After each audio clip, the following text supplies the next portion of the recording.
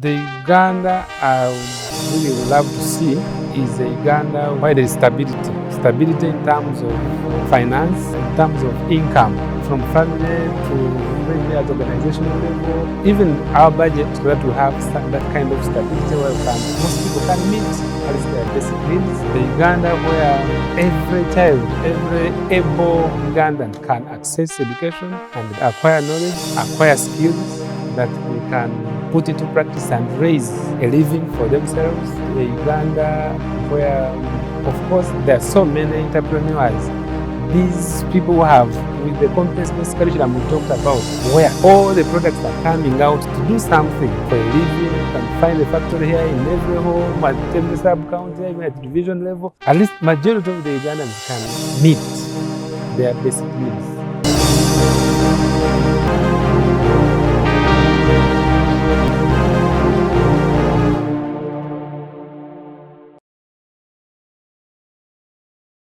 Welcome to the program, The Uganda We Want. My name is Mulanzi. I'm so honored to be with you. In case where you are, it is an afternoon, I would say this afternoon. If where you are is a morning, I would say this morning.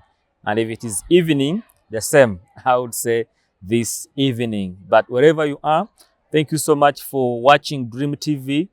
Thank you so much for watching Doxa TV and for listening to us on Impact FM Radio Rasamainja. In fact, Impact FM has been awarded an award as the best radio gospel station in East Africa. East Africa, we are talking of 7 countries, and you imagine 7 countries, all of them saying no, it is Impact FM that is above us. So we are so privileged, and we couldn't reach to this milestone if you were not listening to this radio station. So our audience, wherever you are in East Africa, thank you so much. And in our program, we bring guests here who share with us the kind of Uganda, the kind of East Africa, the kind of Africa, the kind of a world that they envision for you and I to live in. And most of them, they are forecasting, in case they are not around,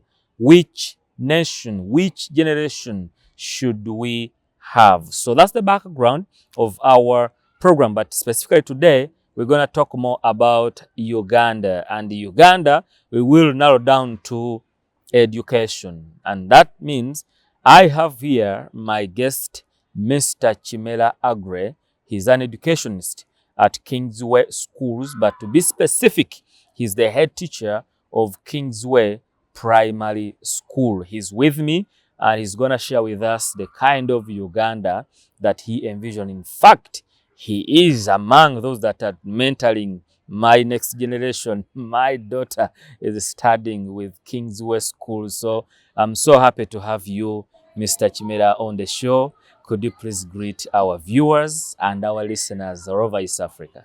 Okay. Thank you, my host, Mr. Mulanzi. Could follow the kind of greeting I used: good morning, good afternoon, and good evening, depending on where our different viewers are watching us from. Once again, my name is Aggrey Kimera. I'm a senior educationist, currently working with Kingsway Schools, particularly Kingsway Primary School in Seguku on Entebbe Road. Yes. Well, it's good to have you. And in case my viewers, it could be their first time to see you. They might have watched you from somewhere else, but to be specific here, this could be your first time to appear on our media platforms. And I would love to know more a bit about you. Who is Mr. Kimera Aggrey? Aggrey Kimera is a professional teacher. I trained as a teacher from Shimoni PTC. From there, we crossed to Chambogo University. Oh, you're the Shimonis. Yeah, Shimonians. You're the Shimonians. Yeah, from Shimoni, I went to Chambogo University. Okay. and then Makerere University. I'm a married man. I'm a father, but most importantly, I'm proud that I'm a teacher. I've worked with quite a number of schools in the city parent school in particular, Okay. where I served for a period of 9 years. Crossed over to Mother Manjeri Primary School in Wegerere, where I also served for a period of 8 years. Now here at Kingsway, this is my 7th year. Wow. In this school. So in education, I have an experience of close to 25 years, and quite a number of students that I've touched. A number of them have gone through education. Some are fathers, others are mothers, and others are placed in different responsibilities in this country, and they are serving the nation. Wow. Yeah. It's good to have you. Thank you. Let me start with the statistics in education, especially in Uganda, that I know, but I'll rely on you to actually give me the latest updates. In Uganda, primary school enrollment is high at 91% net enrollment, but it drops significantly for secondary education, with only 23% gross enrollment rate and 59% transition rate. And there are factors they give that lead to that I wouldn't want to say, that I want to hear from you. From that background and from these statistics that I have shared with you, if you are going to talk about education in Uganda, how would you give us a clear picture on how our education system is in Uganda? Well, to begin with, the statistics you've shared, the 91% at entry, then is it 21? 23. 23%, and 59. That is that's terrible. If you have such a huge number joining at the lower level, at primary 1, at that percentage, and by primary 7, senior 4, you have that huge number dropping, more than 50% dropping, then that's not good to our country, to our nation. Our education system definitely it runs. We have it runs this way. We have the 7 years of primary. We have the 4 years of O level, then the 2 years of A level, and then university. Most of the courses, of course, at the university are 3, 4, 5 years. Surely that's the range.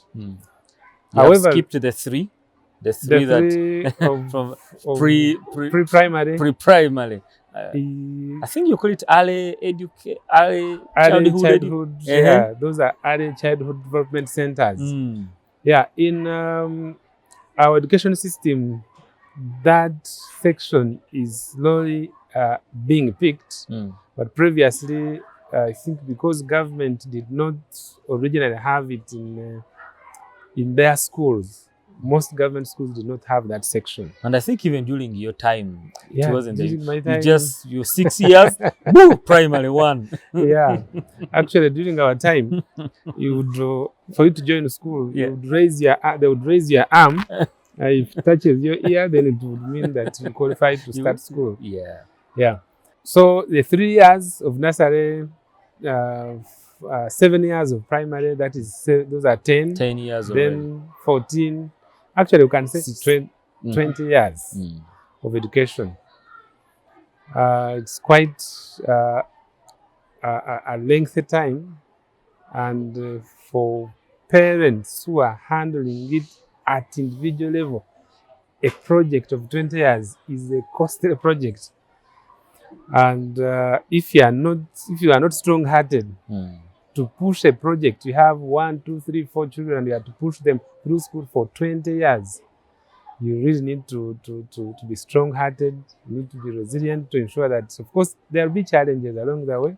Yeah. And only those that can stand those challenges and push through can manage to push the journey up to its completion. Yeah, to some parents, I think 20 years is half their lifetime on earth. Yes. So our education system, basically, I can say, is in all those years I've talked about, has been largely theoretical. We do a lot of history, we do English, we do religious education, we do social studies. There has been a lot of memorization, right from teaching to assessment. Even the products we would produce would realize that most of them would find challenges when it comes to their places of work. They would qualify with aggregate 4s at P7, the 8 in 8 and 10 points at O level, maximum points 20 points at A level. They even graduate with a first class degree. But when it comes to the real work, doing the real work, of course, there would be many gaps, just because of the kind of preparation that the system does. There has been limited hands-on. I can just share with you just a very recent example. In most of our homes, there is no home that doesn't prepare the meal of posho. Recently, we asked our P7 children to narrate, to tell us the steps you can go through to prepare a meal of posho.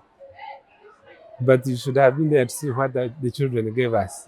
Even salt, they would salt put in what? In posho. In the posho. They totally did not know what to do. So, the system has been just largely theoretical. The stakeholders, teachers and parents and government, concentrate so much on those good grades. But little emphasis has been put on the practical bit. Yeah, now, like in the high school, where they have introduced the competence-based curriculum, had it started from this lower level, at least to be sure by primary 7, at least the child can be able to do something. By the way, how is it affecting us, and how is it affecting our education to see that, yes, it's very good? I had people trying to, praise the government and the NCDC for that. Yeah. But if I hear you very well, you're saying, well, it's good at O and A level, but they would have started it from the lower level. How is it affecting the education of a child? Yeah. The competence-based curriculum is just very perfect. It is it's long overdue. It should have been introduced longer than the few years that has been brought on board.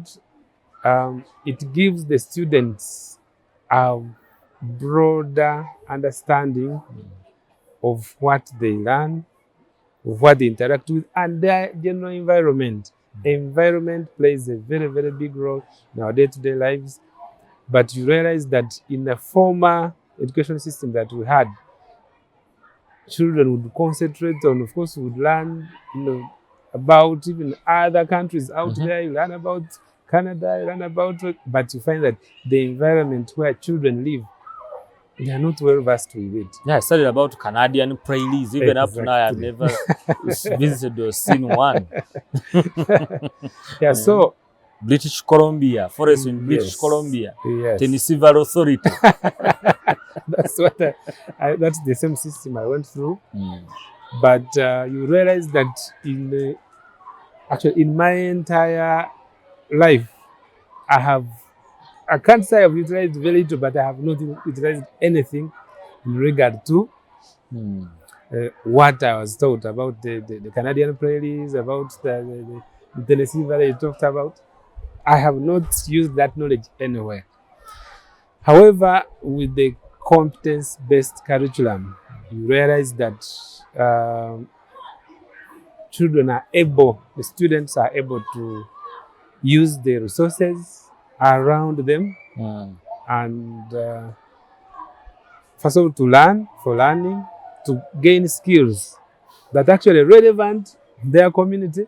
And even when they leave school, even if someone drops out at primary 7, if, for example, this competence-based curriculum is introduced, by the time a child drops off, maybe at P7, they'll be able to do something small, even if they are baking pancakes, even if they are making chapati, even if they are doing something simple, at least they can earn, even if they are making juice, at least they'll be able to earn something along that line from the skill that they have earned. Contrary to what myself and people of my age went through. So I honestly commend government for that initiative of the competence-based curriculum at all level. I'm a beneficiary.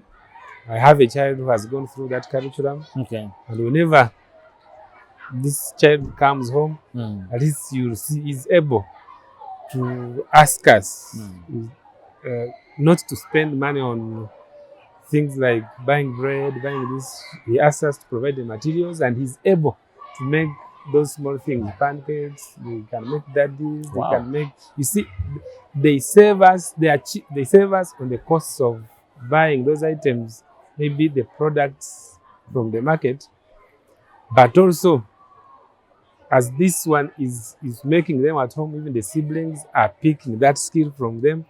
Now, in my house, I have even the young one who's in primary 3 is able to make simple things that she has learned from the siblings. So the competence-based curriculum took long to come, and now that it's here, I'm optimistic that it's coming along with very many benefits. The only thing we call government to do is to ensure that after O level, then there's continuity at senior, at A level, then university, so that we have complete products going out in the field to do productive work. So I wanted to ask you, because the competence-based curriculum, by the time the government brought it in, some of the educationists and analysts came up and said they did not prepare those who are going to teach it. The implementers. Now, I'm here. If they are hearing you very well, you're saying we need it at even at the lower level. Seriously. How best can they prepare you before they bring it, to avoid the other mistake they did at O level and hopefully even A level now? Thank you. With the introduction of the competence-based curriculum at the lower levels, number one should be involvement of the implementers. The teachers, the teacher who is in the classroom needs to be involved in the process of developing that curriculum. Okay, so when we talk about implementing the curriculum, for example, the competence-based one, are you telling me that it's only the teachers? Are they the only implementers? Or it should start with you, the teacher? It should start, okay. I'm looking at the development first, the development stage. Teachers need to be those who are in the classroom, those who are interacting with the children. Other stakeholders, parents, teachers, need to be involved at the development stage. Developing the curriculum. So that means the National Curriculum Development Center, as they are developing this curriculum, teachers should be involved. Exactly. Not to call them after it has been developed. It happened the other side, and maybe it is likely to happen at the lower level. So at the development stage, there is need to involve the stakeholders. Number two, after the development of the Why do you need the teachers to get involved in the development? Because you trusted the national curriculum, development center to develop for you. Yeah. So why do you want the teachers to get involved in the development process? Of course, someone who is sitting at the National Curriculum Development Center in an office, for example, might not, of course, for some time, you forget what used to happen in the classroom. And life is dynamic. Things change. Eh? What was relevant yesterday might not be relevant tomorrow. So when someone sits at NCDC level, they are not in the classroom to, in that day-to-day engagement with the curriculum. They might not remember some of the new ideas that are coming on board. So that's why this teacher who is who's having hands-on with the children on a daily needs to be involved at the development stage. After development, it's also important that, because you can't involve everybody, then there's need to train. Now you need to train the entire group. Involved maybe 0.1% at development stage. Now you need to train these implementers. Even after developing, first send it and try it. There's need for that trial so that we see in stages. Maybe you start with primary one, and I hope maybe that's what government will do once it comes this side. Implementation at high school was fine because it was done in stages from senior one. Then you go to senior two. Those who are in senior three, they continue. The old one, that was okay. The only problem was that the involvement of the teacher who is in the classroom at development stage was wanting. So at the next stage of developing one for the lower school, it is important that they involve the teachers at the development stage.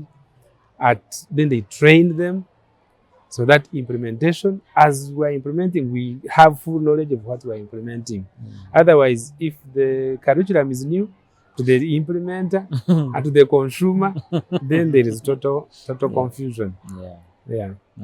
Wow, that's very, very important. I hope they've had it very well, because this is for us, and by the time they bring it, definitely it will be well consumed. Now, with a lot of experience you have in raising the next generation, I have a question for you. Why is it that educated Ugandans are becoming more immoral than before?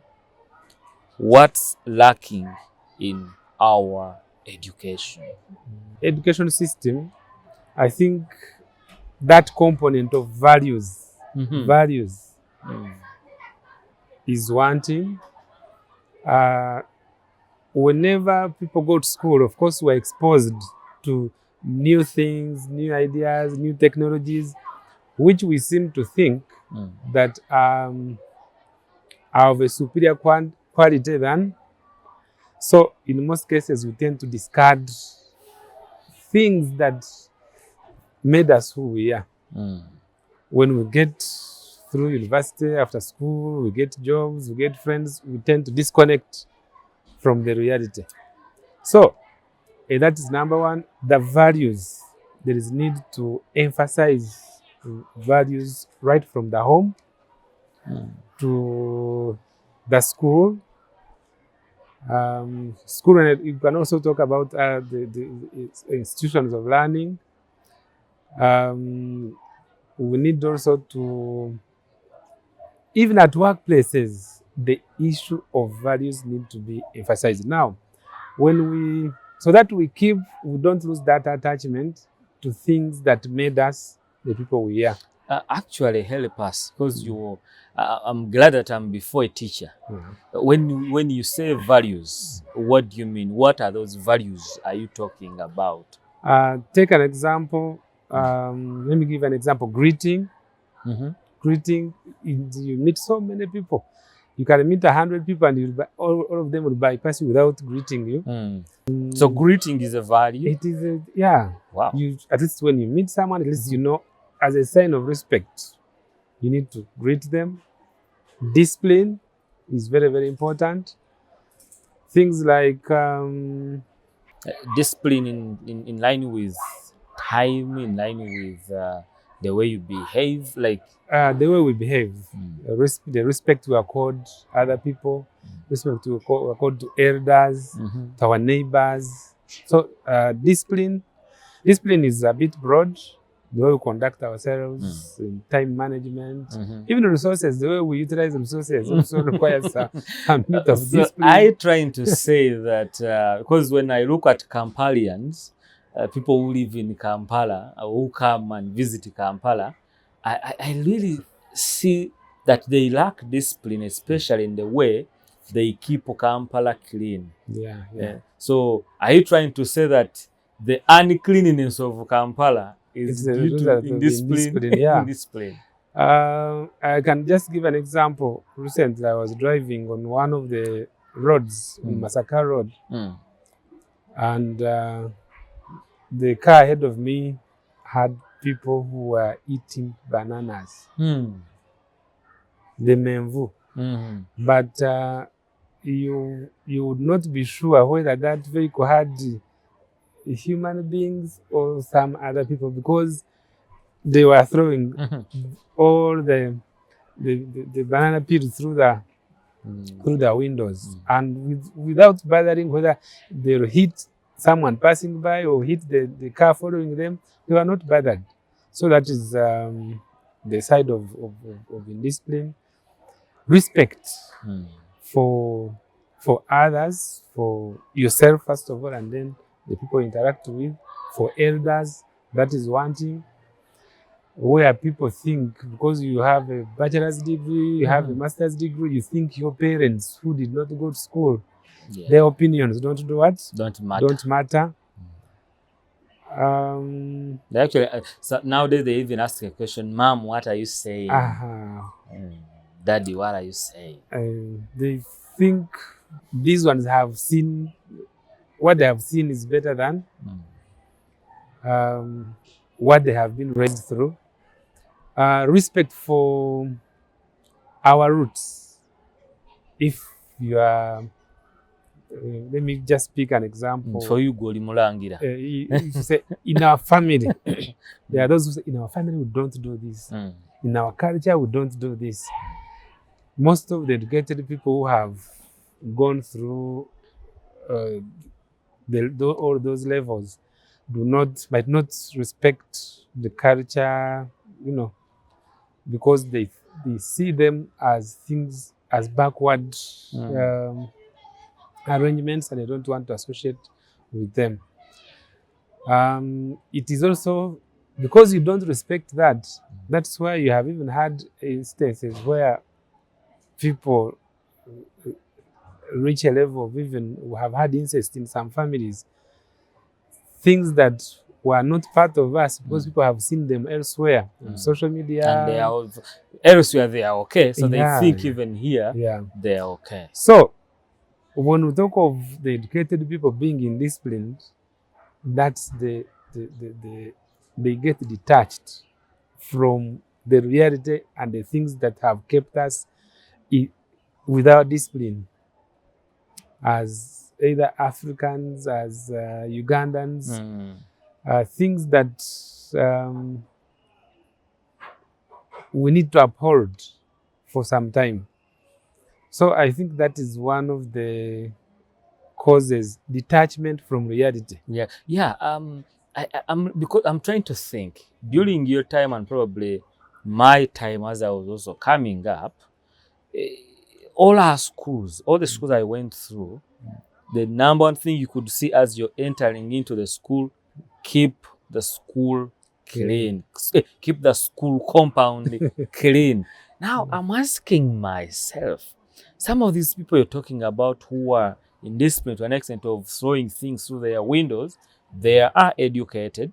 But before I look at them, I'm asking myself, okay, let's go back. If at their schools, Yeah. they had that signpost that is welcoming them. Keep the school compound clean. What went wrong? Is the problem with the education? Is the problem with the educator? Or the problem is with the educatee? Now the one who is throwing things through the window.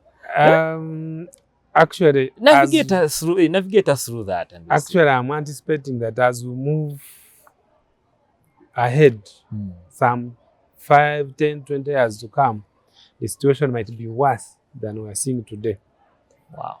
Because teachers of our generation and those of generations that I follow will slowly phase out with time. I can emphasize those things because they are the ones that raised me to where I am. I can emphasize that to my children, to the ones I handle, those I interact with. However, the coming generation is so much into something different.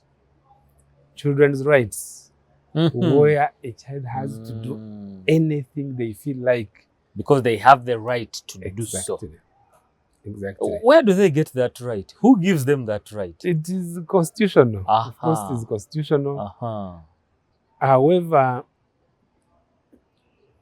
much as those rights are embedded in our constitution, sometimes the interpretation by beneficiaries is different. They feel children should do what they want. When they make mistakes, you should not correct them. You know, I hope you're aware that like caning was totally phased out in schools. Totally phased out. But somewhere in the Bible, this is where they mention spare the rod and spoil the child. Spoil the child. You spare and spoil. Okay, I personally also don't support the caning, but punishment and correction. But these days, even talking to a child, the child, for us who are dealing with children, a child goes out of the dormitory with a pair of shoes and he returns with one shoe. When you inquire what happened to the other shoe, someone begins shedding tears. So much as children have rights, there is that element of responsibility that should not be dropped. But it seems it is not emphasized. You have a right, but you have a responsibility to fulfill. So you don't punish pupils at all? We punish. Which kind of punishments do you give them, and do they feel the punishment anyway? Obviously, with of course our African context, it is still actually when you tell someone to write an apology letter, which is a punishment, or to apologize before the class.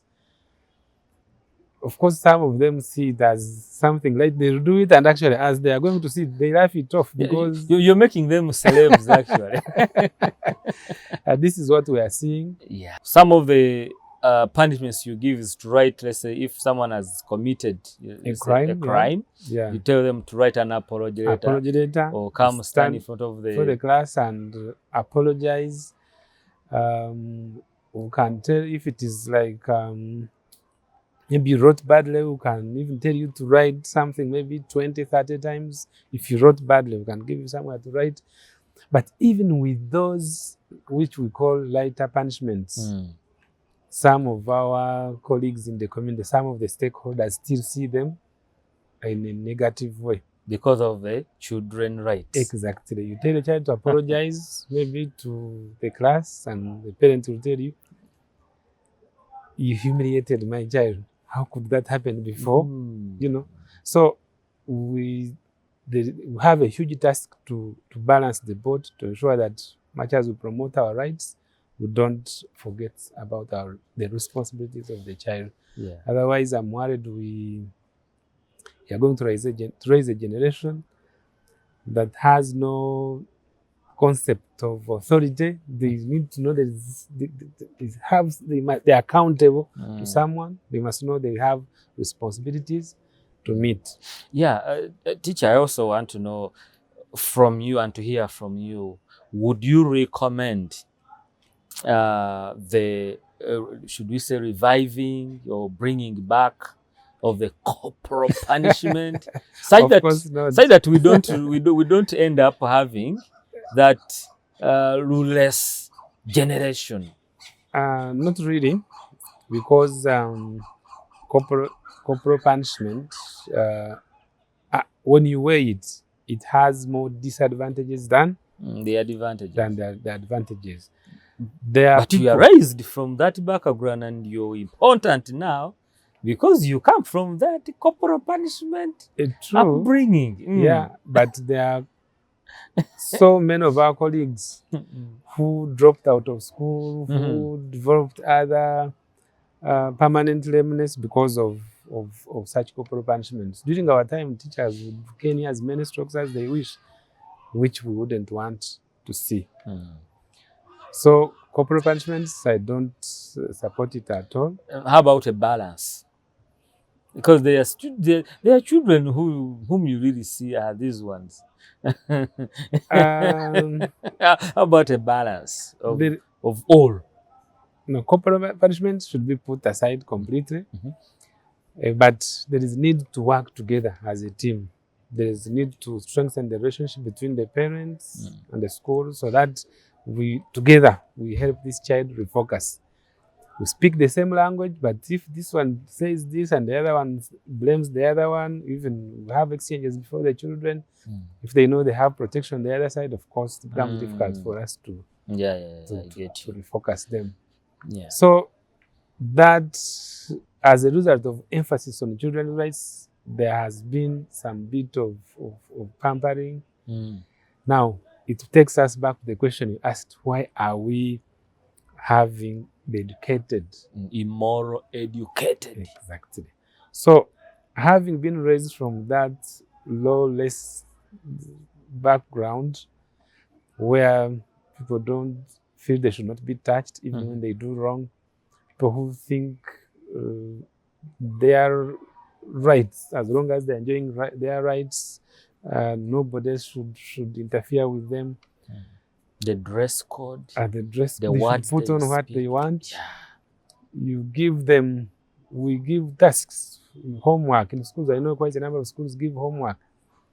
But we have parents who are against the homework. The child will reach home with the work, and the parents says keep the work. They're going out to have fun. Yeah, we pay the teachers to do this. Why are they sending it to us? Yeah. The work is taken on Friday. The child comes back on Monday without any work done.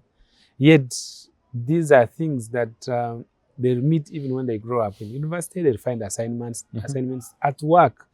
Where they're employed, they'll find assignments. So you have to get an assignment, go and do it, you come and present it. But if your guardian is telling you, put this one down, and you are going to do something else, maybe you're going to have fun, and not giving respect to the work and the assignment that has been given to you. Once a child is raised through such an environment, trust me, they have no respect for authority. They have a negative attitude towards work. Then now, of course, by that time, as they say, as the twig is bent, so are the trees inclined.